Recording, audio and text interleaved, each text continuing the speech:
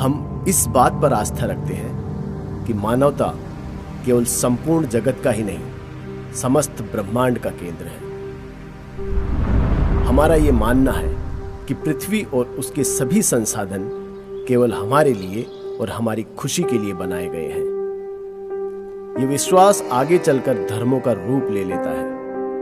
कुछ धर्म आलोचना का स्वागत करते हैं और कुछ रूढ़िवाद की वजह से बाहरी विचारधाराओं को स्वीकार करने से इनकार कर देते हैं। हम मनुष्यों ने तो इस रूढ़िवाद से प्रेरित होकर धार्मिक पुस्तकें भी लिख डाली, जिनमें हमने केवल उन बातों का जिक्र किया है जो हमारी मान्यताओं से मेल खाती थी। इनके अनुसार ईश्वर ग्रह नक्षत्रों, सितारों, ब्लैक होल्स और आकाश गंगाओं का निर्माण सिर्फ इसलिए करता है ताकि मनुष्य सदा के लिए सुरक्षित और आनंदित रह सके और मानव सभ्यता को सभी संसाधन प्राप्त होते रहें। इस सोच की वजह से हम ये भूल जाते हैं कि ऐसी कई प्राकृतिक दुर्घटनाएं हैं जो इस बात को साबित करती है कि ये ब्रह्मांड मानव मात्र के लिए नहीं बना है और हमारा एक ऐसे ईश्वर को मानना जो हमसे प्रेम करता है एक भ्रांति मात्र है। हमें स्वयं को इस रूढ़िवाद से मुक्त करना होगा। ईश्वर में विश्वास इस बात का प्रतीक है कि इंसान का दिमाग अभी भी एक मासूम बचपन से गुजर रहा है।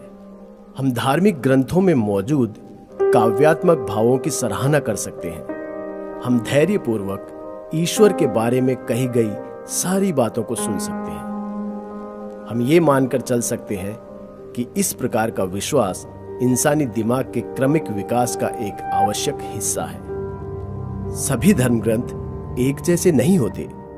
कुछ जैसे कि भक्ति वेदांत और बौद्ध, जैन, यूनानी और मिस्र के धर्म और ताओ, कन्फ्यूशन और शिंतो ग्रंथ अपने से विपरीत विचारधाराओं को सम्मान देते हैं और उन पर वार्ता करने को तैयार रहते हैं। कुछ और ग्रंथ जैसे बाइबल और कुरान ये मानकर चलते हैं कि इंसानी दिमाग पिछड़ा हुआ है और तर्क संगत दृष्टि से आगे नहीं बढ़ सकता। सच तो ये है कि फसलें हमारे लिए नहीं उगती। फल और मसाले इसलिए स्वादिष्ट नहीं होते ताकि वो इंसान को अच्छे लगें। फसलें उगती हैं और इंसान उन्हें खाते हैं, बस। नदियां इसलिए नहीं बहती क्योंकि हमें पानी की आवश्यकता है। नदियां बहती हैं इसलिए हमें पानी मिलता है। डायनासोरों के युग में भी नदियां बहा करती थी, फूल खिलते थे और आकाश में तारे भी चमकते थे। जब पृथ्वी पर शीत युग चल रहा था, यहाँ तक कि पृथ्वी के जन्म से पहले भी सूर्य आकाश में बेरोक टोक चमकता था। अगर हमारा सूर्य और हमारी आकाश गंगा अचानक गायब हो जाए तो बाकी के ब्रह्मांड को उतना ही फर्क पड़ेगा जितना कि एक जुगनू के मरने से दिन की रोशनी को फर्क पड़ता है। एक ऐसा अनंत और अविचलित ब्रह्मांड जिसे सैकड़ों सूर्यों या सौर मंडलों की मृत्यु से कोई फर्क नहीं पड़ता, इसे हम ईश्वर मान सकते हैं। पर यह विचार हमारी कल्पना के ईश्वर से बिल्कुल अलग है। यह मानवता का ईश्वर नहीं होगा, यह ब्रह्मांड का ईश्वर होगा।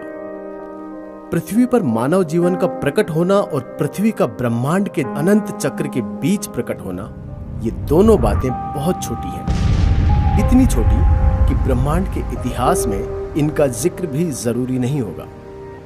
प्रकृति का हमारे अनुकूल होना एक संयोग मात्र है। जब तक ये संयोग जारी है तब तक हम जिंदा रहेंगे और जब तक हम जिंदा हैं तब तक हम इस संयोग को ईश्वर मानकर कुछ फूल अर्पण कर सकते हैं।